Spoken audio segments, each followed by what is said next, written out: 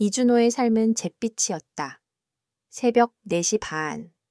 공장 경보음이 울리기 전에 이미 그의 몸은 침대에서 튕겨져 나와 있었다. 차가운 시멘트 바닥에 발을 내딛자 어제 마신 소주 몇 병의 잔상이 머릿속을 찌르는 듯했다. 그의 좁은 방은 낡은 선풍기 소리와 함께 곰팡이 냄새가 진동했고 창밖으로는 희미한 가로등 불빛만이 웅크리고 있었다. 그는 거울을 보며 헝클어진 머리를 대충 빗고 작업복을 걸쳤다. 그의 눈은 피로에 절어 있었지만 그 안에 숨겨진 깊은 감정은 아무도 알지 못했다. 과거의 영광은 이제 그저 싸구려 술병에나 담겨 있었다. 그는 도시의 변두리, 허름한 공장지대에서 일하는 노동자였다. 매일 반복되는 작업은 그의 몸을 쇠약하게 만들었고 영혼은 더욱 피폐해졌다. 동료들은 그를 술고래 이씨라고 불렀다.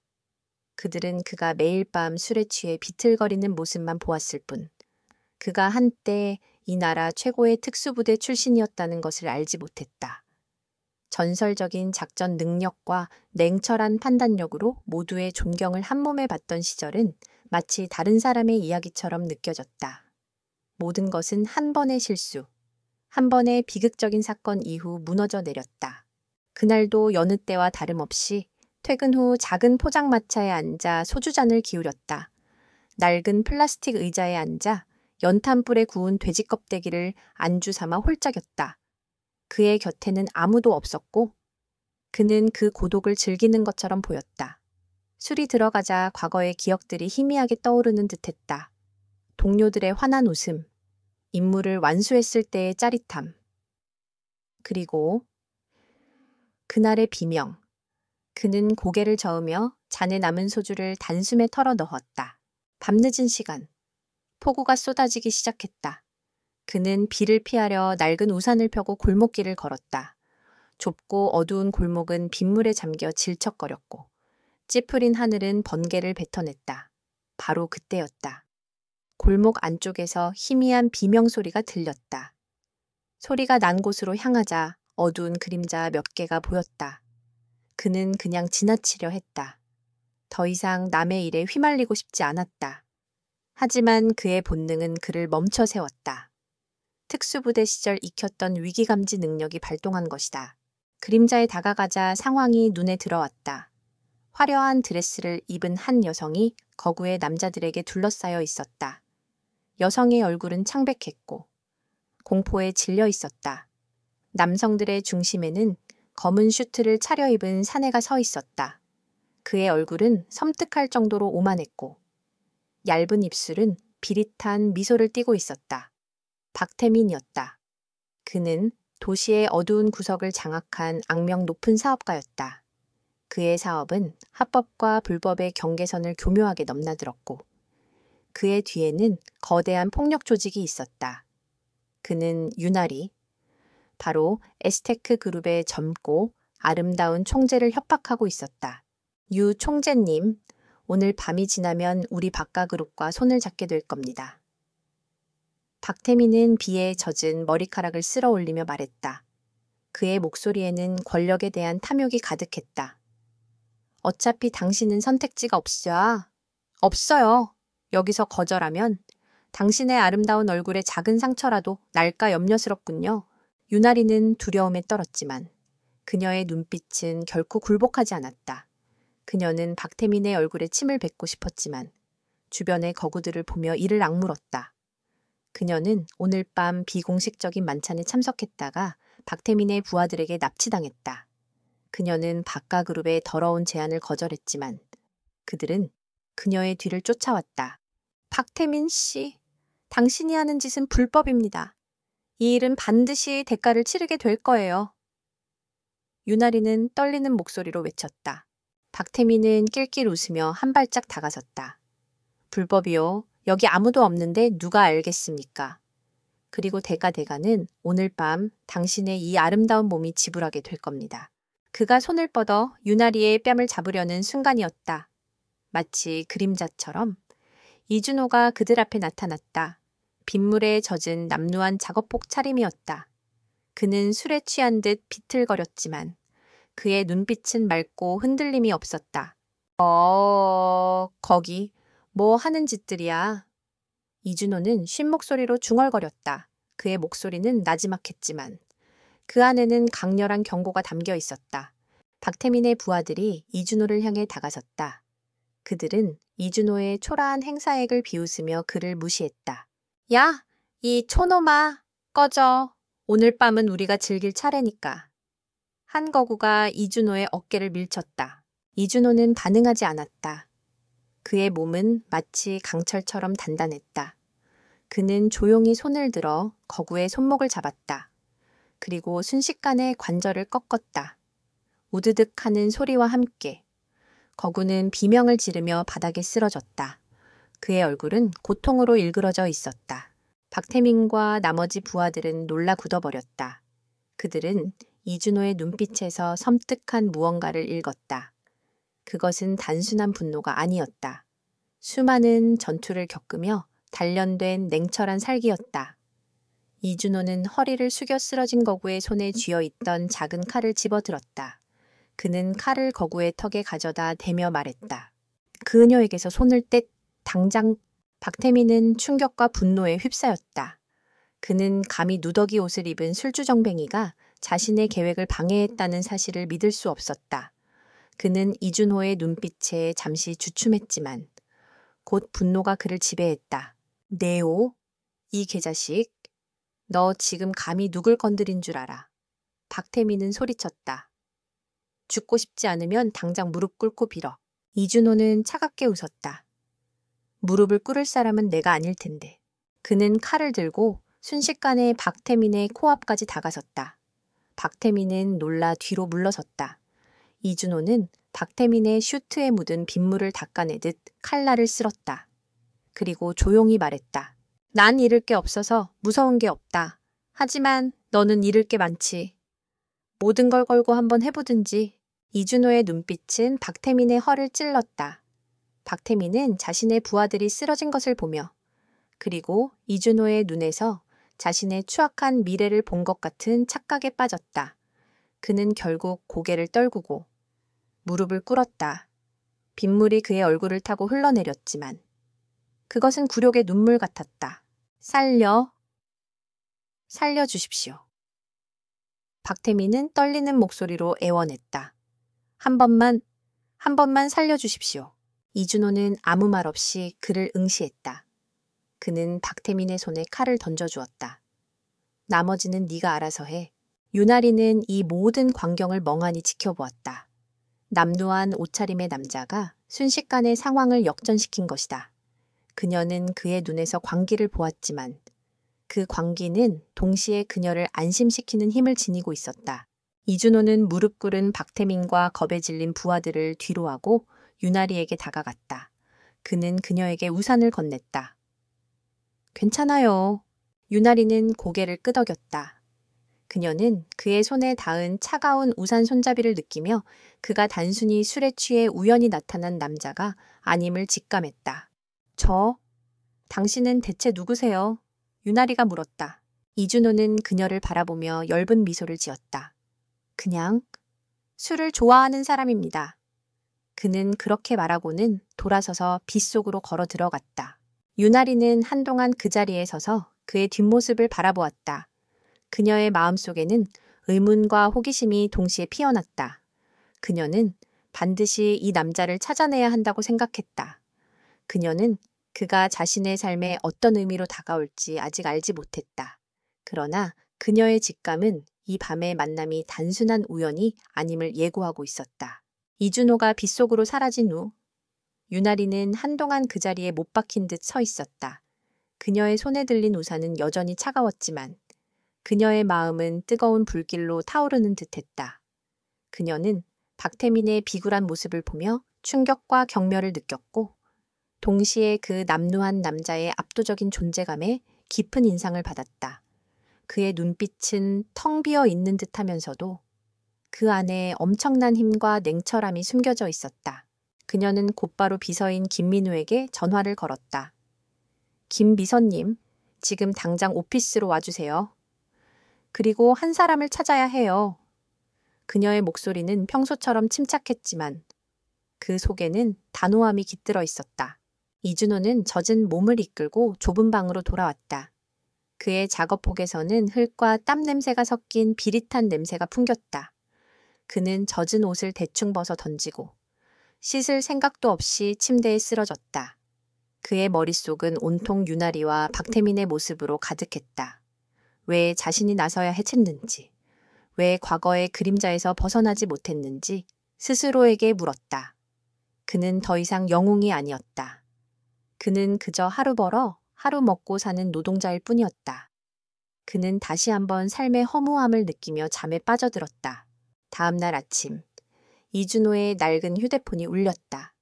발신자는 알 수 없는 번호였다. 그는 전화를 받지 않았다. 그러나 전화는 끈질기게 계속 울렸다. 결국 그는 짜증 섞인 표정으로 전화를 받았다. 수화기 너머로 김민우의 차분한 목소리가 들렸다. 이준호 씨 맞으시죠? 저희는 S테크 그룹입니다. 어젯밤 총재님을 도와주셔서 진심으로 감사드립니다. 총재님께서 직접 찾아뵙고 싶어 하십니다. 이준호는 어이없다는 듯 웃었다. 내가 누군지 어떻게 알았지? 저희가 사람 찾는 일에는 조금 능숙합니다. 자세한 이야기는 만나서 하시죠. 총재님께서 직접 제안할 것이 있다고 하십니다. 이준호는 거절하려 했다. 그는 더 이상 얽히고 싶지 않았다. 그러나 그의 머릿속에는 빚쟁이들에게 시달리는 동생의 얼굴이 떠올랐다. 그는 씁쓸한 한숨을 내쉬며 약속 장소를 물었다. 그날 오후 이준호는 S테크 그룹의 호화로운 회장실에 들어섰다. 그의 남루한 작업복과 회장실의 고급스러운 인테리어는 극명한 대조를 이루었다. 유나리는 창가에 서서 도시를 내려다보고 있었다. 그녀는 어젯밤의 공포에 질린 모습과는 달리 냉철하고 당당한 총재의 모습이었다. 오셨군요. 이준호 씨. 유나리가 돌아서며 말했다. 그녀의 시선은 이준호의 낡은 작업복을 잠시 훑었지만 그녀의 얼굴에는 어떤 판단도 담겨 있지 않았다. 이준호는 어색하게 서 있었다. 제가 뭘 도와드리면 될까요? 유나리는 그의 질문에 미소를 지었다. 어젯밤 당신의 행동은 정말 놀라웠어요. 단순한 우연의 행동이 아니라는 것을 알 수 있었죠. 당신은 무술 전문가인가요? 아니면 군인 출신? 이준호는 대답하지 않았다. 그는 그저 창밖을 바라보았다. 그의 침묵은 곧 긍정의 의미였다. 당신이 어떤 과거를 가졌는지 알게 되었습니다. 유나리는 책상 위에 서류철을 보며 말했다. 육군 특수전사령부 소속이었고 대테러 작전 전문가였죠. 하지만 3년 전에 한 작전 실패로 인해 불명예에 제대하셨더군요. 그리고 가족을 잃으셨고요. 이준호의 표정이 굳어졌다. 그의 가장 아픈 상처가 다시 건드려진 것이다. 그는 유나리를 향해 날카로운 시선을 던졌다. 그만하세요. 내 과거는 당신과 아무 상관없습니다. 상관없지 않아요. 박태민은 당신이 어떤 사람인지 이미 알아냈을 겁니다. 그리고 그는 복수를 계획할 거예요. 그는 자신이 무릎 꿇은 것을 절대 용서하지 못하거든요. 그리고 그의 복수는 당신의 약한 부분을 공격할 겁니다. 유나리는 차분하게 말했다. 그건 바로 당신이 애써 잊으려 하는 과거와 현재의 삶, 그리고 당신의 주변 사람들일 수 있습니다. 이준호는 그녀의 말에 심장이 쿵 하고 내려앉는 것을 느꼈다. 그는 동생을 떠올렸다. 박태민 같은 악마가 그의 삶에 다시 들어온다면 동생까지 위험해질 수 있다는 생각에 등골이 오싹해졌다. 그래서? 제안이 뭐죠? 이준호는 마지못해 물었다. 나의 개인 경호원이 되어주세요. 정식 직책은 전략보안 고문입니다.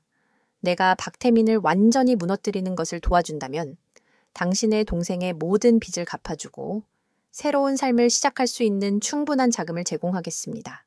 이준호는 잠시 망설였다. 그가 과거에 벗어나고 싶어 하던 모든 이유가 그녀의 제안에 담겨 있었다. 동생의 빚, 새로운 시작. 그러나 그는 다시 위험한 세계로 돌아가야만 했다. 그것은 그가 가장 피하고 싶었던 일이었다.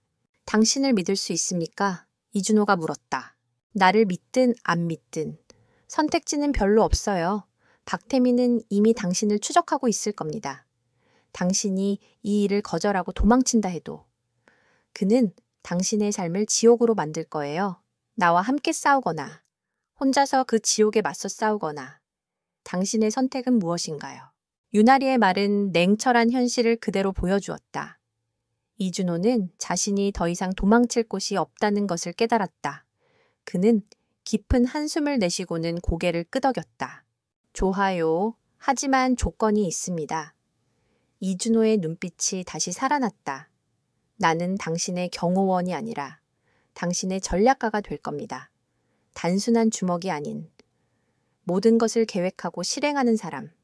박태민을 무너뜨릴 유일한 방법은 그의 모든 것을 빼앗는 겁니다. 그의 돈, 그의 명예, 그리고 그의 힘. 유나리의 눈이 빛났다. 그녀는 이준호가 단순한 노동자가 아닌 진정한 전사라는 것을 다시 한번 확인했다. 그녀는 그가 자신의 삶을 무기력하게 방치하고 있었을 뿐 그의 내면에 숨겨진 재능과 투지는 여전히 살아있음을 직감했다. 좋아요. 동의합니다. 유나리가 악수를 청하며 말했다. 이준호는 굳은 표정으로 그녀의 손을 잡았다. 그녀의 부드럽고 따뜻한 손은 그의 거친 손과 극명한 대조를 이루었다. 이 순간 이준호의 삶은 다시 한번 새로운 방향으로 나아가기 시작했다. 같은 시간 박태민은 자신의 오피스에서 분노에 휩싸여 있었다. 그는 어젯밤의 굴욕을 잊을 수 없었다. 감히 누더기 옷을 입은 촌뜨기에게 무릎을 꿇었다는 사실이 그의 자존심을 찢어발겼다. 그는 책상 위를 뒤엎으며 소리쳤다. 그 자식의 신상을 털어 그의 모든 것을 파헤쳐 가족이든 친구든 모두 찾아내서 그의 눈앞에서 지옥을 보여줄 거야. 그의 오른팔인 건장한 사내. 김철수가 조용히 다가와 말했다. 보스, 신상을 파악했습니다. 이름은 이준호. 3년 전 불명예 제대한 특수부대 출신입니다. 현재는 공장 노동자로 일하고 있고 빚에 시달리는 동생이 한 명 있습니다. 하하하. 이젠 이해가 되는군. 박태민은 비릿한 미소를 지었다. 한때는 잘 나갔던 영웅이 이젠 하찮은 쓰레기처럼 사는군. 좋아. 그 쓰레기를 더 깊은 구덩이로 밀어 넣어주지. 유나리에게서도 그를 빼앗을 거야. 그녀가 가진 모든 것을 잃게 될 거야. 그는 이준호를 얕잡아 보았다. 그가 여전히 강력한 위협이 될 수 있다는 사실을 망각한 채. 그는 오직 복수심에만 불타고 있었다. 이준호는 박태민의 오만함과 무지함을 이용해 그를 무너뜨릴 계획을 세우고 있었다. 이준호의 새로운 삶이 시작되었다. 그는 더 이상 술에 의존하지 않았다. 매일 아침 그는 운동을 시작했고 그의 눈빛은 다시 예전의 냉철함을 되찾았다. 유나리는 그의 변화를 보며 놀라움을 금치 못했다. 그녀는 그가 단순한 경호원이 아니라 자신과 함께 싸울 수 있는 진정한 동료임을 깨달았다. 두 사람은 박태민을 무너뜨리기 위한 첫 번째 계획을 논의하기 시작했다. 그들의 첫 번째 목표는 박태민의 비자금 통로를 찾아내는 것이었다. 이것은 단순한 개인적인 복수가 아니라 거대한 불의에 맞서는 거룩한 전쟁의 시작이었다. 이준호는 며칠 만에 완전히 다른 사람이 되었다. 낡은 작업복 대신 깔끔한 슈트를 입고 나타난 그는 더 이상 술에 찌든 공장 노동자의 모습이 아니었다. 그의 눈빛은 다시 날카로운 칼날처럼 빛났고 흐트러짐 없는 자세는 오랜 훈련의 흔적을 보여주었다. 에스테크 그룹의 직원들은 그를 보고 수군거렸다. 총재의 새로운 경호원이자 고문이라는 이 남자가 어떻게 생긴 인물인지 궁금해하던 그들은 이준호의 험상궂고 무뚝뚝한 인상에 실망감을 감추지 못했다. 그들의 눈에는 그저 촌스럽고 투박한 남자로 보일 뿐이었다. 특히 유나리의 기존 경호팀장인 강인혁은 이준호를 가장 경계했다. 강 팀장은 오랜 기간 유나리의 안전을 책임져 왔고 그녀에게 깊은 충성심을 가지고 있었다. 그러나 유나리는 이준호에게 박태민 관련 업무의 총괄 지휘를 맡겼고 이는 강 팀장의 자존심을 건드렸다. 총재님, 아무리 어젯밤 도움을 주셨다고 하지만 저런 사람에게 중대한 업무를 맡기는 건 위험합니다. 그의 과거는 강인혁은 걱정스러운 표정으로 유나리에게 말했다. 유나리는 단호하게 강 팀장의 말을 잘랐다. 강 팀장, 나는 사람을 외모나 과거로 판단하지 않아요. 이준호 씨는 우리가 필요로 하는 능력을 가지고 있습니다. 그의 판단을 믿고 따라주세요. 이준호는 사무실 한쪽에 조용히 앉아 강인혁의 노골적인 경계심을 모두 듣고 있었다. 그는 아무런 반응도 보이지 않았다. 그의 얼굴에는 어떤 감정도 드러나지 않았다. 강인혁의 시선은 그를 향해 차가웠지만 이준호는 신경 쓰지 않는 듯했다. 그는 오로지 박태민을 무너뜨릴 계획에만 집중했다. 박태민은 우리가 생각하는 것보다 더 큰 인물일 수 있습니다. 이준호는 태블릿 PC를 보며 말했다. 그는 단순히 뒷골목 사업가 수준이 아닙니다. 그의 비자금은 해외 페이퍼 컴퍼니들을 통해 복잡하게 얽혀 있어요. 그 돈은 불법적인 정치 로비와 뒷거래에 사용되고 있습니다. 유나리는 놀란 표정으로 그를 바라보았다. 그녀는 박태민이 사업 확장을 위해 비열한 수단을 사용한다는 것은 알고 있었지만 이 정도의 조직적인 불법 네트워크를 구축했을 줄은 몰랐다. 어떻게 그렇게 빨리 알아낸 거죠? 그녀가 물었다. 이준호는 담담하게 말했다. 그의 행동 패턴을 분석했습니다. 박태민은 자신의 오만함을 숨기지 못해요. 그는 성공을 과시하기 위해 항상 눈에 띄는 곳에서 움직이죠. 그의 약점은 바로 그 과도한 자신감입니다. 그리고 그 자신감은 항상 허술한 방어선을 만들어요. 강인혁은 이준호의 말을 듣고 코웃음을 쳤다.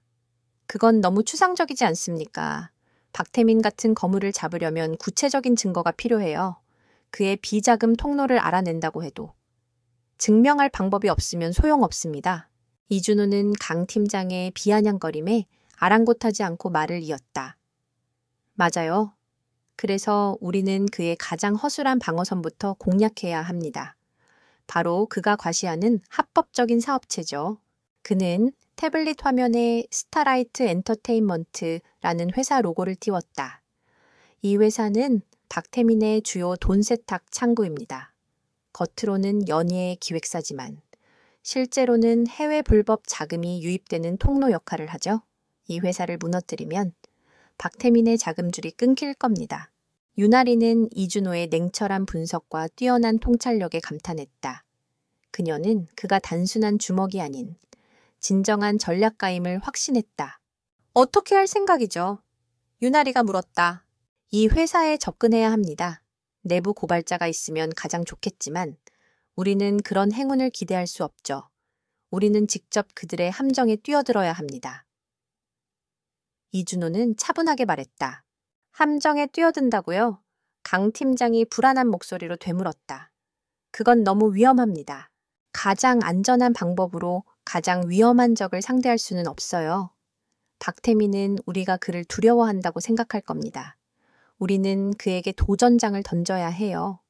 이 도전장을 받은 박태민은 오만하게도 우리를 자신이 판 함정으로 유인할 겁니다. 그리고 우리는 그 함정을 역이용할 겁니다. 이준호는 유나리에게 S테크 그룹의 신규 사업인 뉴미디어 플랫폼 프로젝트를 제안했다. 이 프로젝트는 스타라이트 엔터테인먼트와 같은 콘텐츠 제작사들을 끌어들여 새로운 온라인 방송 플랫폼을 구축하는 것이었다. 이 프로젝트를 미끼로 던질 겁니다. 박태민은 우리가 이 시장에 진출하려는 것을 보고 S테크를 장악할 기회라고 생각할 거예요. 이에 그는 스타라이트 엔터테인먼트를 통해 투자 제안을 할 겁니다. 그리고 그 과정에서 그의 불법적인 돈 세탁 과정을 우리에게 노출하게 되겠죠. 이준호는 눈을 반짝이며 말했다. 그게 우리가 원하는 겁니다. 모든 증거는 그들의 손을 거쳐 우리에게 들어오게 될 겁니다. 유나리는 이준호의 대담하고 치밀한 계획에 감탄했다. 그녀는 그의 제안을 받아들이기로 결심했다. 그러나 강인혁은 여전히 의심의 눈초리를 거두지 않았다. 그는 이준호의 계획이 너무 위험하고 총재를 위험에 빠뜨릴 수 있다고 생각했다. 며칠 후 S테크 그룹은 대대적인 기자회견을 열고 뉴미디어 플랫폼 프로젝트를 발표했다. 언론은 S테크의 새로운 도전에 큰 관심을 보였고 곧 스타라이트 엔터테인먼트의 박태민으로부터 협력 제안이 들어왔다. 모든 것이 이준호의 예상대로 흘러갔다. 박태민은 오피스에서 유나리의 기자회견을 보며 비웃었다. 어리석은 여자, 나를 상대하겠다고 좋아. 한번 놀아주지. 이준호 그 자식도 같이 데려온다면 더 좋고. 그는 이준호를 무시하고 유나리를 장악할 절호의 기회라고 생각했다. 그는 스타라이트 엔터테인먼트의 모든 자원을 동원해 에스테크 그룹의 프로젝트에 참여할 계획을 세웠다. 그는 이번 기회에 에스테크 그룹을 완전히 자신의 손아귀에 넣을 생각이었다. 이준호와 유나리는 박태민과의 첫 번째 만남을 준비했다. 이준호는 유나리에게 박태민을 대하는 방법을 조언했다. 절대 그에게 두려움을 보여주지 마세요. 그는 당신의 약점을 간파하려고 할 겁니다. 당당하고 자신감 있는 태도로 그를 압도하세요. 강인혁은 이준호가 위험한 도박을 하고 있다고 생각했다. 그러나 유나리는 이준호를 굳게 믿었다. 그녀는 그의 눈빛에서 흔들리지 않는 신뢰를 보았고 그의 계획이 단순히 복수가 아니라 더 큰 정의를 위한 것임을 느꼈다. 드디어 첫 번째 만남의 날. 박태민은 호화로운 레스토랑에서 유나리를 기다리고 있었다. 그는 거드름을 피우며 이준호와 유나리가 들어서는 모습을 지켜보았다. 그의 얼굴에는 조롱 섞인 미소가 걸려 있었다. 어서 오십시오. 유 총재님. 그리고 술고래 씨. 박태민은 이준호의 깔끔한 슈트 차림을 보며 비아냥거렸다. 옷 좀 입으셨네요. 공장 작업복이 더 어울리는데 말이죠. 유나리는 이준호의 얼굴을 힐끗 보았다. 그의 표정은 여전히 무감각했다. 그러나 유나리는 그가 내뿜는 차가운 기운을 느낄 수 있었다. 이준호는 박태민의 도발에 반응하지 않고 조용히 자리에 앉았다. 본론부터 이야기하죠. 유나리가 말했다. 에스테크 그룹의 뉴미디어 플랫폼에 스타라이트 엔터테인먼트가 참여해 주셨으면 합니다. 물론 그에 합당한 조건이 있어야겠죠. 박태민은 의기양양하게 웃었다. 좋은 제안입니다. 하지만 에스테크 그룹은 저희가 제시하는 조건을 받아들여야 할 겁니다. 두 사람의 보이지 않는 신경전이 시작되었다. 이준호는 조용히 그들의 대화를 지켜보며 박태민의 모든 행동과 표정을 분석했다. 그는 이미 박태민이 어떤 방식으로 접근할지, 어떤 제안을 할지 예측하고 있었다. 그의 머릿속에는 복잡한 계산이 빠르게 돌아가고 있었다. 이 만남은 단순한 비즈니스 협상이 아니었다. 그것은 이준호가 설계한 거대한 함정의 첫 번째 단계였다. 박태민은 자신이 우위에 있다고 생각했지만 그는 이미 이준호의 정교한 거미줄에 걸려들고 있었다. 레스토랑에서의 첫 만남은 겉으로는 부드러운 사업 협상처럼 보였다. 박태민은 에스테크 그룹의 뉴미디어 플랫폼에 스타라이트 엔터테인먼트가 참여하는 대가로 막대한 지분과 결정권을 요구했다. 그의 제안은 매우 오만했고 유나리에게 불리한 조건들로 가득했다. 그러나 유나리는 이준호의 조언대로 전혀 흔들리지 않고 그의 제안을 침착하게 검토하며 역제안을 내놓았다. 이준호는 시종일관 침묵을 지키며 박태민의 눈빛과 작은 행동 하나하나까지 놓치지 않고 분석했다. 박태민은 이준호의 무표정 속에서 알 수 없는 위압감을 느꼈지만 이내 자신의 오만함으로 그 감각을 눌러버렸다. 만남이 끝난 후 박태민은 이준호에 대한 의심을 거두지 않았다. 그의 직감은 이준호라는 남자가 단순한 경호원 이상의 존재라는 것을 알려주고 있었다. 그는 즉시 부하들을 시켜 이준호의 과거를 더 깊이 파헤치도록 지시했다. 박태민은 자신이 모르는 비밀이 있을 것이라고 확신했다. 그리고 그의 예상은 정확했다. 그의 부하들은 이준호의 과거 중 가장 비극적인 부분을 찾아냈다. 3년 전 이준호가 소속되었던 특수부대의 마지막 작전이었다. 그 작전은 임무 실패로 끝났고 그 과정에서 이준호의 동생과 유일한 혈육이 희생되었다는 사실이 드러났다. 이 소식을 들은 박태민은 쾌재를 불렀다. 하하하, 이제 알겠군. 그놈의 약점은 바로 이거였어. 그 자식은 자기 동생의 죽음에 대한 죄책감 때문에 괴로워하고 있는 거야. 유나리가 아무리 똑똑하다 한들.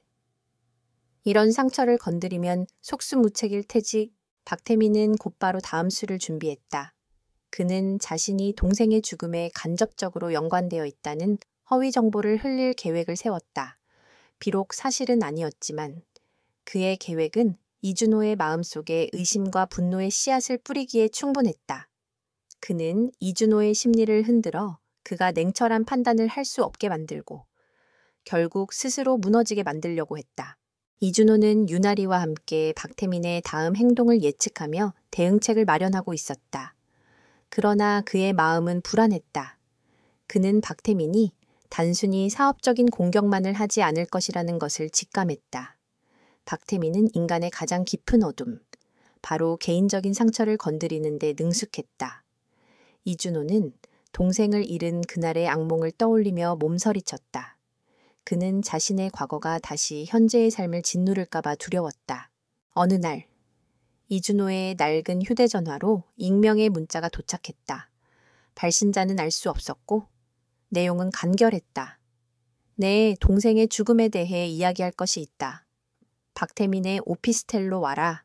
이준호의 손이 미세하게 떨렸다. 그는 유나리에게 말하지 않고 홀로 박태민의 오피스텔로 향했다. 그의 머릿속은 분노와 혼란으로 가득했다.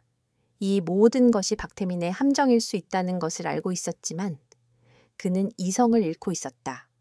동생의 죽음에 대한 진실을 밝히고 싶다는 갈망이 그의 이성을 마비시켰다. 박태민의 오피스텔에 도착한 이준호는 그곳에서 박태민의 오른팔인 김철수를 만났다. 김철수는 이준호의 표정을 보며 조소를 흘렸다. 오셨군요. 이준호 씨, 영웅은 이제 없네요. 당신의 동생은 안타깝게도 당신의 실수 때문에 죽었어요. 우리가 당신의 과거를 자세히 알고 있거든요. 당신의 마지막 임무에 대한 모든 정보를 알고 있습니다. 김철수는 이준호에게 조작된 문서와 사진들을 보여주었다. 문서에는 이준호의 작전 실패로 인해 동생의 신변이 위협받았고 결국 비극적인 결말을 맞았다는 내용이 담겨 있었다. 모든 것이 정교하게 조작된 거짓말이었지만 이성을 잃은 이준호에게는 그것이 진실처럼 느껴졌다. 그의 눈은 분노로 시뻘겋게 물들었다. 그는 김철수의 멱살을 잡고 거칠게 벽으로 밀어붙였다. 말도 안 되는 소리 하지 마. 내 동생은 내가 지키지 못해서. 이준호는 울분에 찬 목소리로 소리쳤다. 지키지 못했지. 당신이 아니었으면 살 수 있었을지도 몰라. 김철수는 이준호의 분노를 더욱 부추겼다. 당신은 항상 당신의 능력만을 믿었지만 결국 당신의 오만이 당신의 가족을 죽게 만들었어. 이준호의 주먹이 김철수의 얼굴로 날아갈 뻔했다. 그러나 그때 그의 머릿속에서 유나리의 목소리가 들리는 듯했다. 그는 당신의 약점을 간파하려고 할 겁니다. 그는 가까스로 이성을 되찾고 주먹을 내렸다. 그는 김철수를 밀쳐내고 오피스텔을 뛰쳐나왔다. 밖으로 나온 이준호는 비틀거렸다. 그의 몸은 알 수 없는 충격에 휩싸여 있었고 그의 머릿속은 온통 혼란스러웠다. 박태민의 함정에 빠졌다는 것을 알면서도 그는 동생의 죽음에 대한 죄책감에서 벗어날 수 없었다. 그는 과거의 어둠에 갇혀버린 듯했다. 이준호가 흔들리는 모습을 본 박태민은 승리를 확신했다. 그는 이준호의 정신을 완전히 파괴하고 그가 스스로 무너지게 만들 생각이었다. 박태민은 유나리에게 전화를 걸어 조롱 섞인 목소리로 말했다. 유 총재님, 당신의 새로운 경호원이자 전략가가 오늘 밤 저를 만나고 왔더군요. 그가 당신에게는 말하지 않았겠죠. 그는 아직도 과거의 망령에서 벗어나지 못하고 있어요. 그가 과연 당신을 제대로 보호할 수 있을까요? 아니면 당신의 옆에 있는 것이 오히려 당신을 더 위험하게 만들까요? 유나리는 박태민의 말을 듣고 불안해졌다. 그녀는 이준호에게 연락을 시도했지만 그는 전화를 받지 않았다. 그녀는 직감적으로 이준호가 박태민의 함정에 빠졌다는 것을 깨달았다. 그녀는 자신의 비서인 김민우에게 이준호의 위치를 추적하도록 지시했다. 이준호는 밤늦게까지 거리를 배회하며 술을 마셨다. 그는 다시 과거의 술고래로 돌아간 듯했다. 낡은 포장마차에 앉아 소주병을 비우는 그의 모습은 처음 유나리가 만났던 그날 밤과 다를 바 없었다. 그의 마음은 절망과 죄책감으로 갈기갈기 찢겨져 있었다. 유나리는 이준호가 있다는 포장마차로 찾아왔다. 그녀는 그를 보고 충격을 받았다. 그의 눈은 다시 생기를 잃었고 그의 몸에서는 술 냄새가 진동했다. 이준호 씨, 괜찮아요? 유나리는 그의 옆에 앉으며 조심스럽게 물었다. 이준호는 고개를 들고 그녀를 쳐다보았다. 왜? 왜 왔어요? 그의 목소리는 갈라져 있었다. 당신도 나처럼 모든 것을 잃게 될 거야. 나는 당신을 지켜줄 수 없어. 나는 영웅이 아니야. 유나리는 이준호의 손을 잡았다. 그녀의 따뜻한 손길은 그의 차가운 손을 감싸 안았다. 당신은 영웅이 아니어도 괜찮아요. 나를 지켜주지 못해도 괜찮아요. 나는 당신을 믿어요. 당신의 진실을 믿어요.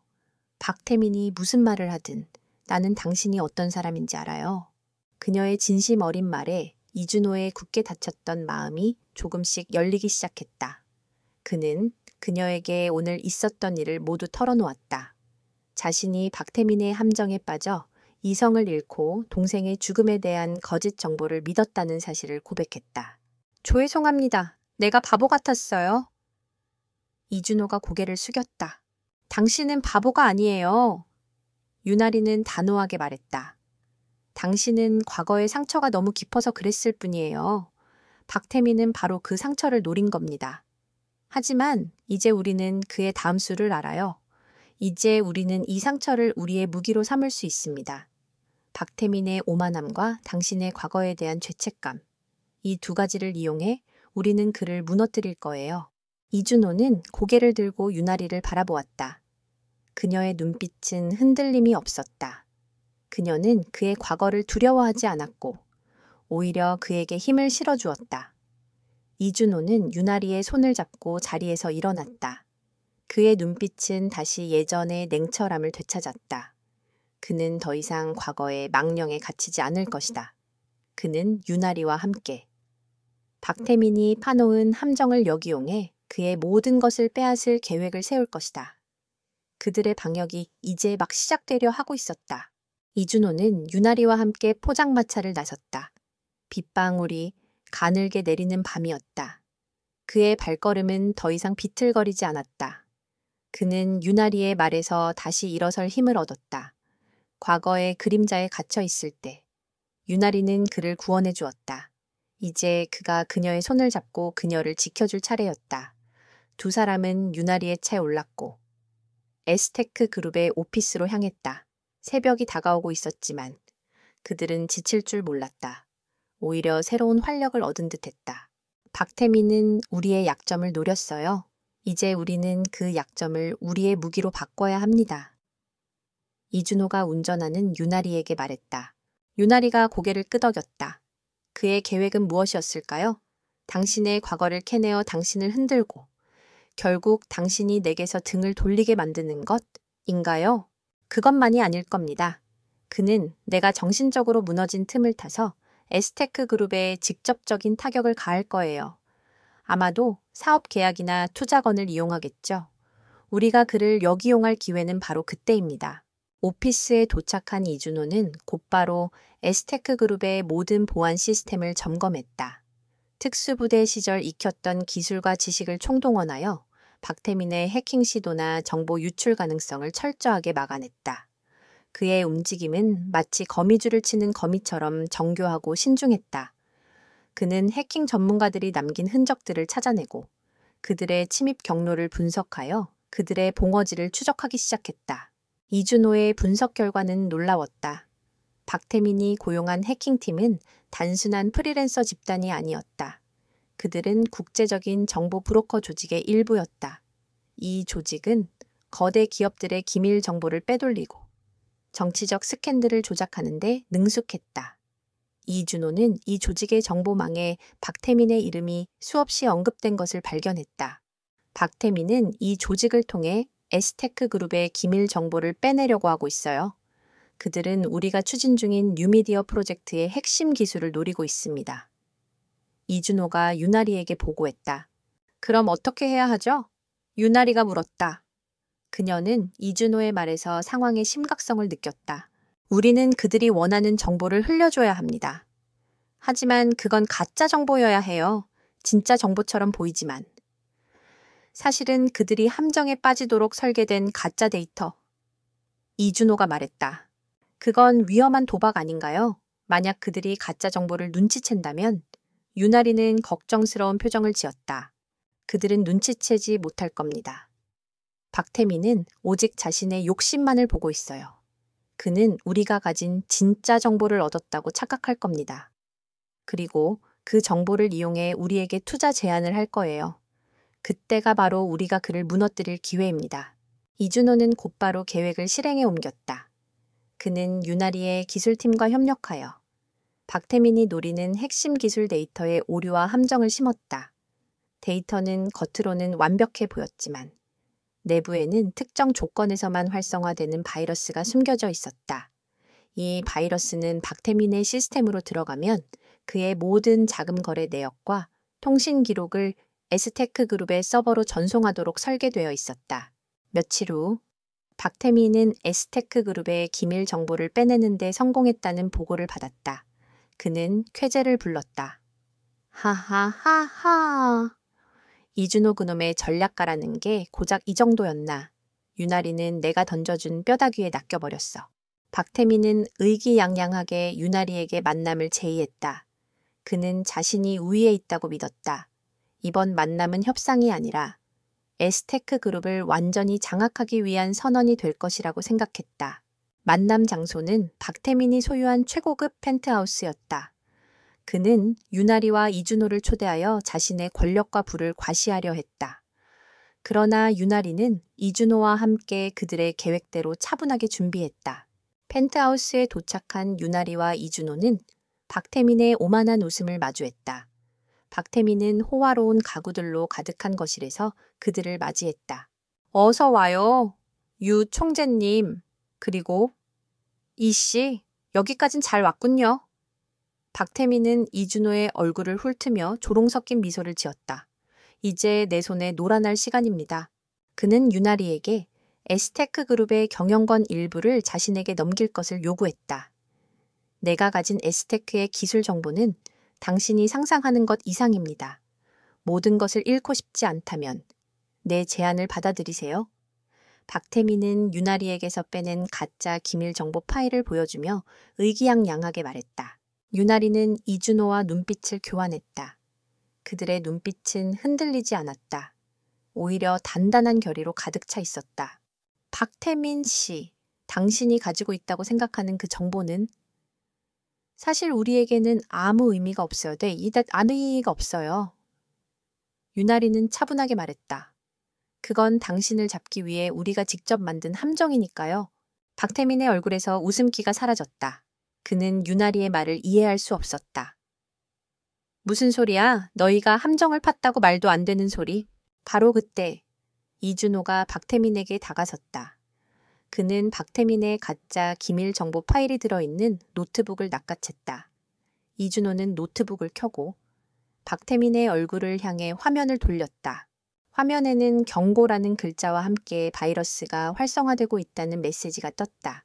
이어서 박태민이 거대한 해외 불법 자금 조직과 거래하고 있다는 증거들이 속속들이 화면에 나타났다.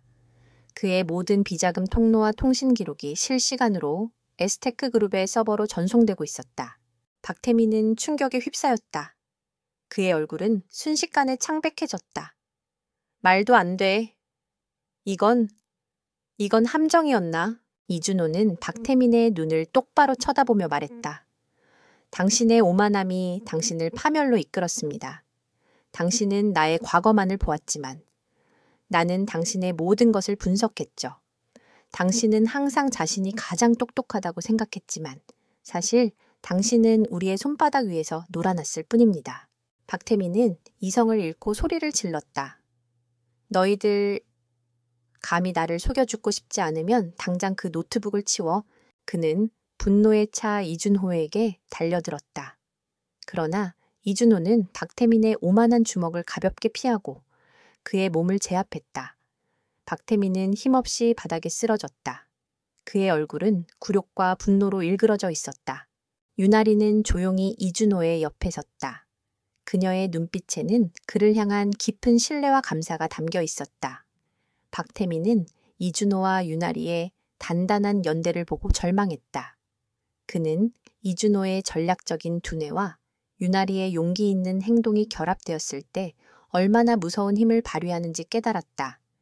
그는 더 이상 그들을 상대할 수 없었다. 그의 모든 오만함이 한순간에 무너져 내렸다.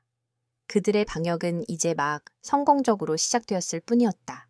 박태민의 펜트하우스에서 이준호가 보여준 노트북 화면은 그에게 충격과 공포를 동시에 안겨주었다. 그의 모든 불법 행위가 실시간으로 노출되고 있었다. 박태민은 노트북을 부수려 했지만 이준호가 재빠르게 그의 팔을 꺾어 제압했다. 박태민은 고통스러운 신음을 내뱉으며 바닥에 무릎을 꿇었다. 그의 얼굴은 굴욕과 분노로 일그러져 있었지만 이미 상황은 완전히 역전되었다. 이건 시작에 불과해. 이준호는 차가운 목소리로 말했다. 당신이 감히 건드린 사람은 나만이 아니야. 당신은 이 나라의 법과 질서를 우습게 봤지. 이제 그 대가를 치를 시간이다. 유나리는 그런 이준호를 보며 놀라움을 금치 못했다. 그녀는 그가 단순히 주먹을 쓰는 사람이 아님을 다시 한번 확인했다. 그는 모든 상황을 예측하고 상대방의 심리를 이용해 완벽한 함정을 설계했다. 그는 마치 냉철한 장군처럼 전장을 지휘하고 있었다. 당장 멈춰. 원하는 게 뭐야? 돈인가? 얼마면 돼? 내가 가진 모든 것을 줄 테니 제발 이것만은 멈춰줘. 박태민은 공포에 질려 외쳤다. 그의 오만함은 온데간데 없이 사라지고 오직 살기 위한 본능만이 남아 있었다. 우리가 원하는 것은 돈이 아니야. 유나리가 단호하게 말했다. 우리가 원하는 것은 당신의 추악한 범죄에 대한 정의다. 그때 펜트하우스의 문이 열리고 박태민의 오른팔인 김철수가 들어섰다. 그는 상황을 보고 경악했다. 보스, 이게 어떻게 된... 김철수는 이준호를 향해 달려들었다. 그는 거대한 몸집을 이용해 이준호를 공격하려 했다. 그러나 이준호는 김철수의 움직임을 예측하고 그의 공격을 가볍게 피했다. 이준호는 김철수의 급소를 정확하게 가격하며 그를 순식간에 제압했다. 김철수는 고통에 신음하며 바닥에 쓰러졌다. 박태민은 자신의 가장 강력한 부하마저 이준호에게 속수무책으로 당하는 것을 보고 절망했다. 당신은 스스로 무덤을 팠어. 박태민. 이준호는 조용히 말했다.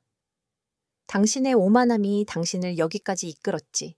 내가 당신의 과거를 캐냈을 때 당신은 나의 약점을 잡았다고 생각했겠지만 사실은 나에게 기회를 준 것뿐이었다.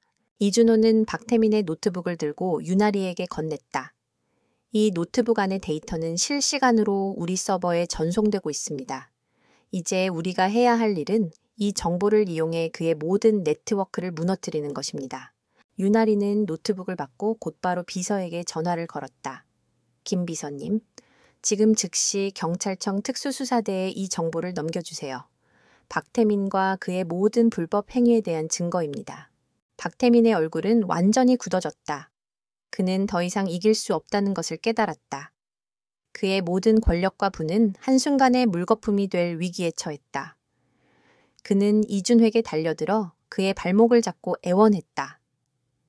제발, 이준호 씨, 한 번만 살려주십시오. 내가 잘못했소. 당신이 원하는 대로 모든 것을 해줄 테니 제발 경찰에 신고만은 하지 마세요. 이준호는 박태민의 애원을 무시했다. 그는 그의 손을 뿌리치고 유나리와 함께 펜트하우스를 나섰다. 그들의 등 뒤로 박태민의 절규가 들려왔다. 안 돼, 안 돼. 이럴 수는 없어. 펜트하우스를 나서는 엘리베이터 안에서 유나리는 이준호의 손을 잡았다. 고마워요. 이준호 씨, 당신이 없었다면 나는 이 모든 것을 혼자 감당하지 못했을 거예요. 이준호는 그녀의 손을 꼭 잡았다. 아닙니다. 총재님, 당신의 용기가 없었다면 이 모든 것은 시작될 수조차 없었을 겁니다. 그들의 대화는 겉으로 보기에는 단순한 감사의 표현이었지만 그 안에는 서로에 대한 깊은 신뢰와 존경이 담겨 있었다. 이준호는 유나리가 단순히 아름다운 총재가 아니라 강인하고 정의로운 영혼을 가진 사람이라는 것을 깨달았다. 그리고 유나리 역시 이준호가 단순히 잃을 것이 없는 무모한 남자가 아니라 자신의 모든 것을 바쳐 정의를 추구하는 진정한 전사라는 것을 확신했다. 그들이 펜트하우스를 떠나자 박태민은 이성을 잃고 펜트하우스 내부를 부수기 시작했다. 그는 이준호와 유나리에게 복수할 기회를 엿보려 했지만 이미 모든 것이 끝났다는 것을 깨달았다. 그의 모든 범죄는 이제 세상에 알려지게 될 것이고 그는 자신이 가진 모든 것을 잃게 될 것이다. 이준호와 유나리는 박태민의 불법 행위와 관련된 모든 증거를 특수수사대에 넘겼다. 경찰은 곧바로 박태민의 사무실을 압수수색하고 그의 모든 불법 사업체를 폐쇄시켰다. 박태민은 그 자리에서 체포되었고 그의 모든 부하들 역시 줄줄이 구속되었다. 박태민은 이 모든 것이 이준호와 유나리의 함정이었다는 것을 깨달았지만 이미 때는 늦었다. 언론은 박태민의 몰락에 대한 대대적인 보도를 쏟아냈다. 사람들은 한때 도시의 악명 높은 거물이었던 박태민이 한순간에 몰락한 것에 놀라움을 금치 못했다. 이준호와 유나리는 이 모든 사건의 배후에서 조용히 모든 것을 지켜보았다. 그들의 승리는 단순한 개인적인 복수가 아니라 거대한 불의에 맞선 정의로운 승리였다. 그날 밤 이준호는 오랜만에 술을 마시지 않았다. 그는 유나리와 함께 서울의 야경을 내려다보며 조용히 커피를 마셨다. 그의 눈빛은 더 이상 텅 비어 있지 않았다. 그의 얼굴에는 오랜만에 평화로운 미소가 드리워져 있었다. 박태민의 체포 소식은 사회 전반에 거대한 파장을 일으켰다. 그의 몰락은 단순한 사업가의 실패가 아니라 거대한 부패 사슬의 단절을 의미했다. 언론은 그의 불법 행위와 정치적 유착 관계에 대해 연일 보도했고 이로 인해 여러 거물급 인사들이 줄줄이 수사 대상에 올랐다. 이준호와 유나리는 이 모든 사건을 조용히 지켜보며 그들의 승리를 만끽했다. 그러나 이준호는 박태민의 몰락이 끝이 아님을 직감했다. 박태민이라는 한 개인이 무너졌을 뿐 그를 둘러싼 거대한 네트워크는 여전히 건재했다. 그는 혼자가 아니었어. 그를 뒤에서 조종하는 배후 세력이 있을 겁니다. 이준호는 유나리에게 말했다. 그렇다면 우리가 이제 무엇을 해야 할까요? 유나리가 물었다. 이준호는 깊은 생각에 잠겼다. 박태민이 잡혔다고 해서 모든 것이 끝난 것은 아니었다. 그가 가진 정보는 빙산의 일각일 뿐이었다. 이준호는 박태민의 노트북에서 확보한 자료를 다시 한번 면밀히 검토하기 시작했다. 그는 데이터의 흐름을 추적하여 박태민과 연결된 인물들을 찾아냈다. 그들 중에는 정치인, 검사, 그리고 언론계 거물들이 포함되어 있었다. 이들은 모두 박태민의 돈으로 엮인 부패한 네트워크의 일원이었다. 이준호의 분석은 놀라웠다. 그는 단순한 불법 자금 흐름뿐만 아니라 그들이 과거에 저질렀던 사건들까지도 연결고리를 찾아냈다. 그리고 그들의 비밀 통신에 사용된 암호화된 메시지들을 해독하기 시작했다. 이 작업은 고도의 집중력과 기술을 요구했고 이준호는 며칠 밤낮을 세워가며 작업에 몰두했다. 유나리는 그런 이준호를 묵묵히 지켜보며 그에게 힘을 실어주었다. 그녀는 그에게 커피를 타다 주고 잠시라도 쉬게 하려 애썼다. 그녀의 눈빛에는 그를 향한 걱정과 깊은 애정이 담겨 있었다. 이준호 씨, 너무 무리하지 마세요. 당신이 쓰러지면 모든 것이 헛수고가 될 수도 있어요. 유나리가 말했다. 이준호는 그녀의 말을 듣고 잠시 멈췄다. 그는 그녀의 걱정스러운 눈빛을 보며 미소를 지었다. 걱정 마세요. 총재님, 나는 괜찮아요. 이제 거의 다 왔습니다. 마침내 이준호는 그들의 비밀 통신 내용을 해독하는 데 성공했다. 그들의 메시지에는 박태민이 단순히 돈 세탁을 위한 도구였다는 내용이 담겨 있었다. 그리고 이준호의 동생이 사망한 3년 전의 작전 실패가 사실은 이 부패한 네트워크에 의해 계획된 사건이었다는 충격적인 진실이 밝혀졌다. 그들은 이준호의 동생을 인질로 잡아 이준호를 압박하려 했고 그 과정에서 비극적인 사고가 일어났던 것이다. 이준호의 동생은 그들의 함정에 빠져 희생된 것이었다. 이준호는 충격에 휩싸였다. 그의 동생의 죽음은 그의 실수 때문이 아니었다. 그것은 거대한 권력에 의해 계획된 비극이었다. 그는 분노에 몸을 떨었다. 그의 눈에는 다시금 격렬한 불길이 타올랐다.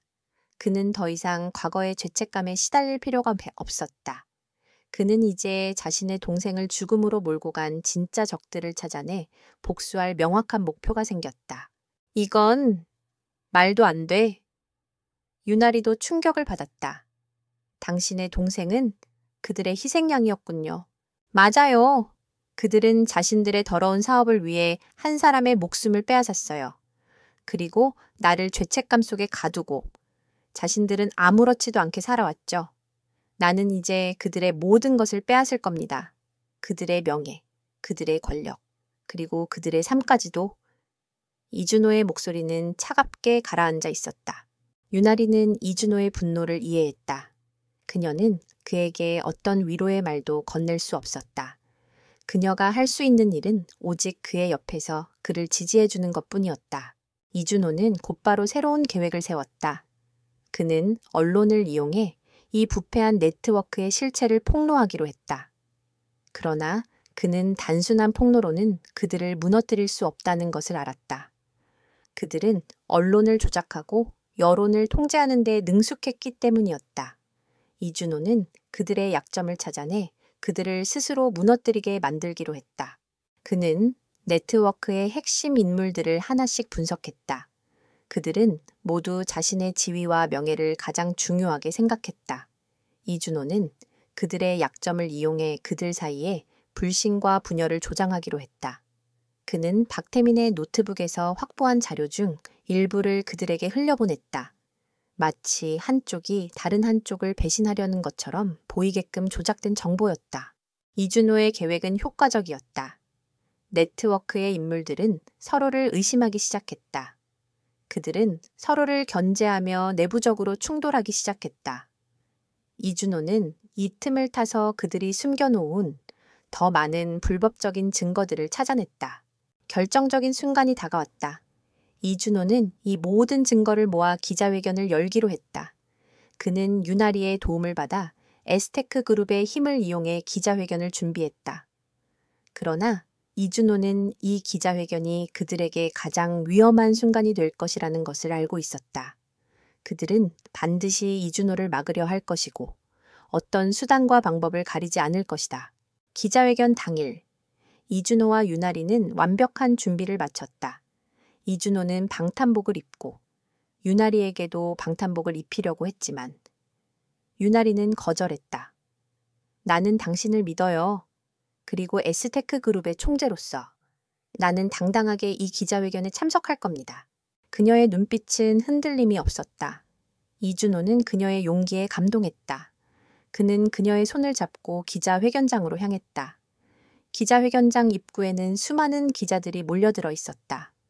그들의 눈빛에는 진실을 향한 갈망이 담겨 있었다. 기자회견이 시작되었다. 이준호는 단상에 올라섰다.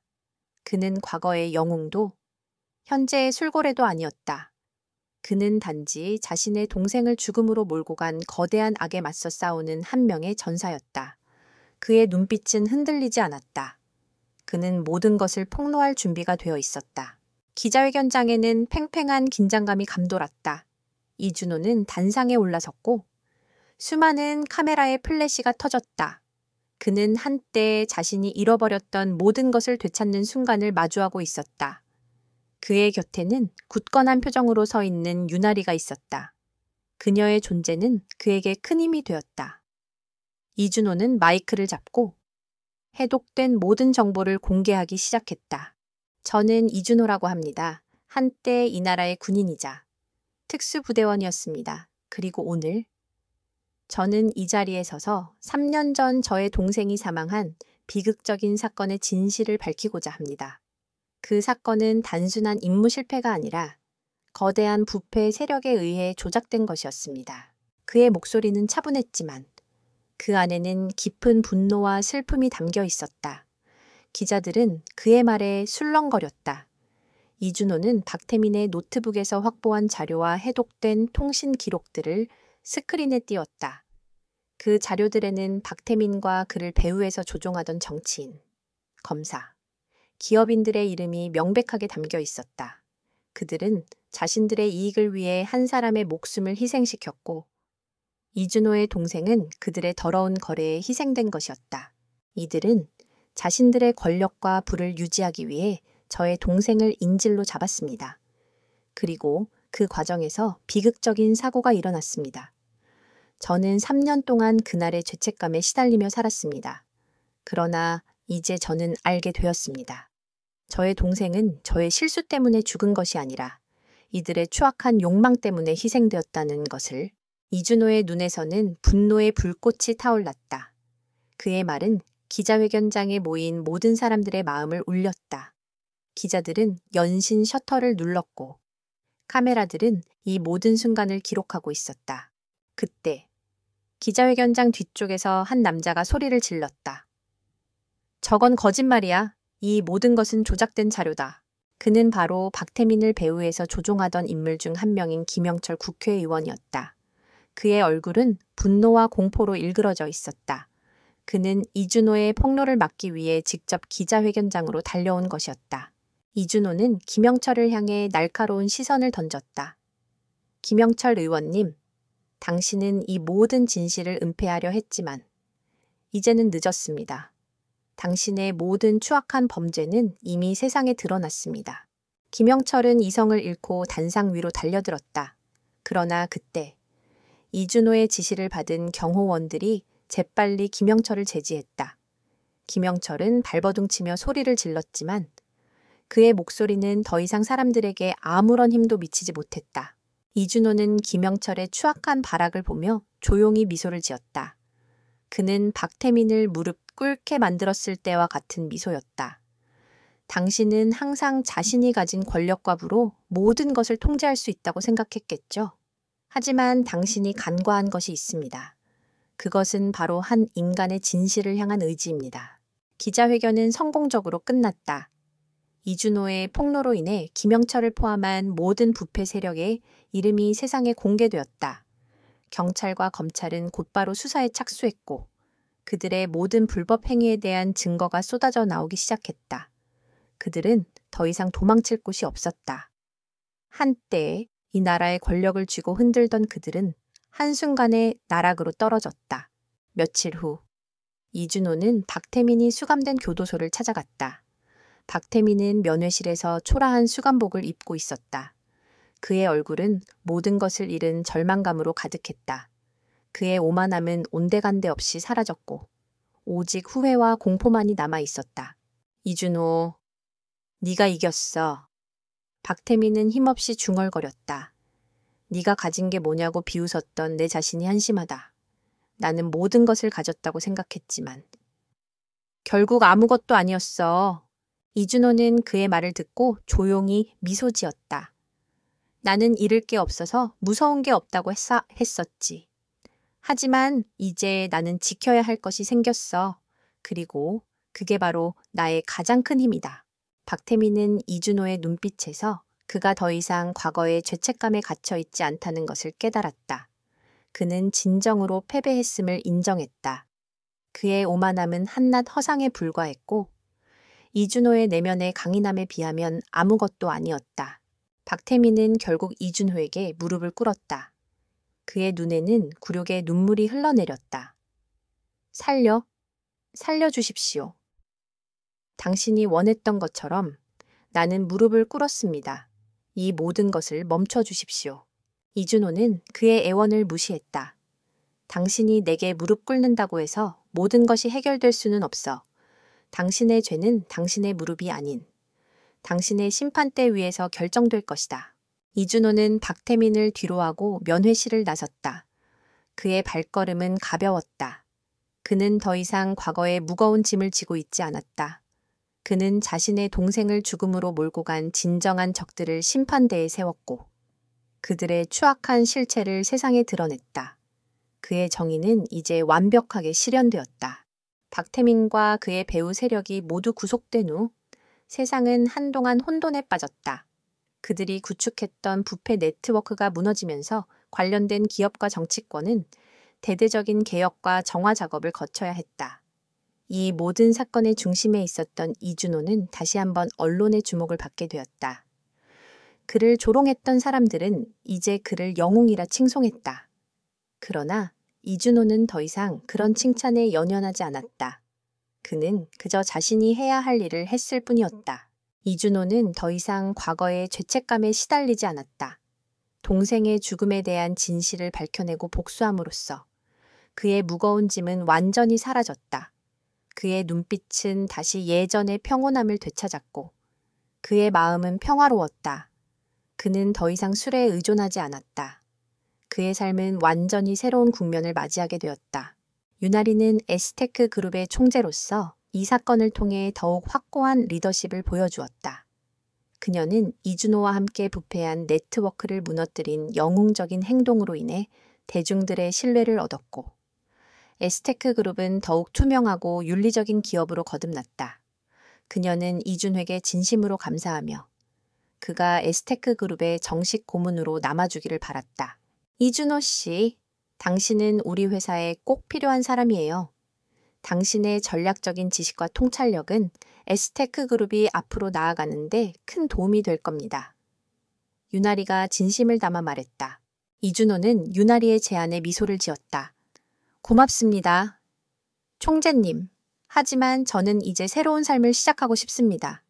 더 이상 누군가의 경호원이나 전략가가 아닌 저만의 길을 걷고 싶어요. 유나리는 그의 결정을 존중했다. 그녀는 그가 어떤 선택을 하든 그의 행복을 빌어주었다. 두 사람의 관계는 단순한 비즈니스 파트너를 넘어 깊은 신뢰와 존경을 바탕으로 한 특별한 관계로 발전했다. 그들은 서로의 가장 깊은 상처를 공유했고 함께 싸우며 서로에게 없어서는 안 될 존재가 되었다. 어느 날 저녁, 이준호와 유나리는 조용히 만나 식사를 했다. 그들은 더 이상 일에 대한 이야기를 하지 않았다. 그들은 서로의 일상과 소소한 이야기들을 나누었다. 그들의 대화는 부드럽고 따뜻했으며 그들의 눈빛은 서로를 향한 깊은 애정을 담고 있었다. 이준호 씨, 당신 덕분에 나는 내가 어떤 사람인지 다시 한번 깨닫게 되었어요. 당신은 나에게 용기와 힘을 주었고 나는 당신을 통해 진정한 정의의 의미를 알게 되었어요. 유나리가 말했다. 이준호는 그녀의 손을 잡았다. 총재님, 아닙니다. 당신은 이미 강인한 사람이었습니다. 나는 단지 당신의 용기를 끌어내는 역할을 했을 뿐이에요. 당신이 나를 믿어주지 않았다면 나는 여전히 과거의 어둠 속에 갇혀 있었을 겁니다. 그들의 대화는 그들의 관계가 얼마나 깊고 의미 있는지를 보여주었다. 그들은 서로에게 빛이었고 서로의 상처를 치유해주는 존재였다. 이준호는 이제 그녀를 단순히 지켜야 할 총재가 아닌 자신의 삶에서 가장 소중한 사람으로 생각하게 되었다. 유나리 역시 이준호가 자신의 인생에서 가장 중요한 순간에 나타난 운명적인 존재임을 깨달았다. 이준호는 동생을 잃었던 아픔을 딛고 새로운 삶을 준비했다. 그는 더 이상 과거의 실패에 얽매이지 않고 자신의 재능을 사회에 기여하는 방향으로 사용하기로 했다. 그는 범죄 피해자들을 돕는 비영리 단체를 설립하고 그들을 위해 일하기 시작했다. 그는 자신의 경험을 바탕으로 피해자들이 억울함을 딛고 다시 일어설 수 있도록 돕는 데 전념했다. 유나리는 이준호의 새로운 출발을 진심으로 응원했다. 그녀는 에스테크 그룹의 모든 지원을 아끼지 않겠다고 약속했다. 그녀는 이준호의 단체에 막대한 자금을 기부하고 에스테크 그룹의 기술과 인력을 제공하여 그를 도왔다. 그들의 관계는 이제 비즈니스 파트너십을 넘어 함께 더 나은 세상을 만들어가는 동반자가 되었다. 어느덧 겨울이 지나고 봄이 찾아왔다. 이준호와 유나리는 함께 강가에 앉아 따뜻한 햇살을 즐기고 있었다. 이준호의 얼굴에는 평온한 미소가 가득했다. 그의 곁에는 사랑하는 사람이 있었고 그의 앞에는 희망찬 미래가 펼쳐져 있었다. 그는 더 이상 과거의 그림자에 갇힌 술고래가 아니었다. 그는 자신의 삶을 스스로 개척하고 다른 사람들의 삶에 긍정적인 영향을 미치는 진정한 영웅이 되었다. 그들은 서로의 손을 꼭 잡았다.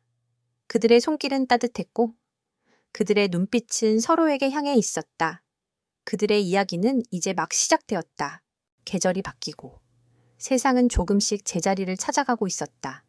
박태민이 몰락하고 부패 네트워크가 와해되면서 이준호와 유나리의 삶에도 새로운 평화가 찾아왔다. 더 이상 그들을 위협하는 그림자는 없었다. 이준호는 자신이 설립한 비영리 단체인 희망의 빛에 모든 것을 쏟아부었다. 그는 동생처럼 억울한 사연을 가진 사람들을 돕고 정의를 실현하기 위해 자신의 재능과 경험을 아낌없이 사용했다. 희망의 빛은 유나리가 총재로 있는 에스테크 그룹의 전폭적인 지원을 받았다. 유나리는 이준호의 단체를 위해 막대한 기금을 기부했고 에스테크 그룹의 기술력과 인프라를 활용해 범죄 피해자들에게 법률 및 심리 상담 서비스를 제공했다.